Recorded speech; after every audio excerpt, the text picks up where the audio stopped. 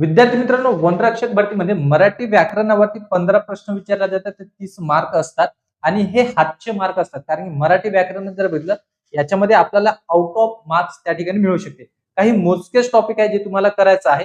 त्यानुसार जर बघितलं तर तुम्हाला 30 मार्क पैकी जर बघितलं 30 आपण सरळ लक्षात ठेवतो की 15 प्रश्न विचारले जातात 30 मार्कसाठी. तर तुम्ही 28 मार्क त्या ठिकाणी घेऊन येऊ शकता.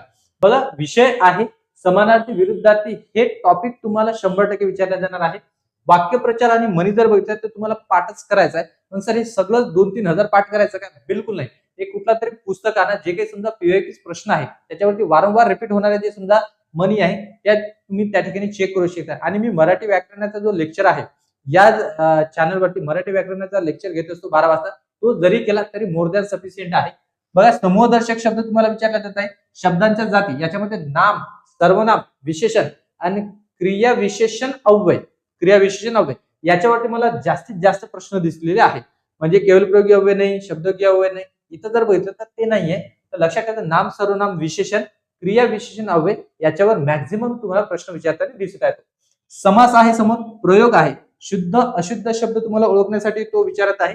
याच्याकडे लक्ष देणं गरजेचं आहे. आणि समोर जर ऍडव्हान्स मध्ये जर प्रश्न जर चेक केला विद्यार्थ्यांना, संत व त्यांची मूळ गावे, कोणत्या गावाला जन्म झालेला आहे, कोणतं गाव आहे त्याचं, ते तिथं प्रश्न दिसत आहे. आणि मराठीतील ग्रंथकार आणि त्यांचा ग्रंथ कोणता आहे याच्यावर मराठीमध्ये जास्तीत जास्त प्रश्न दिसत आहे. अजून तुम्हाला कोणत्या टॉपिक वरती व्हिडिओ पाहिजे असेल तर कमेंट्स बॉक्स मध्ये तुम्ही सांगू शकता. मी थांबतो, तुमची रजा घेतो. जय हिंद, जय महाराष्ट्र.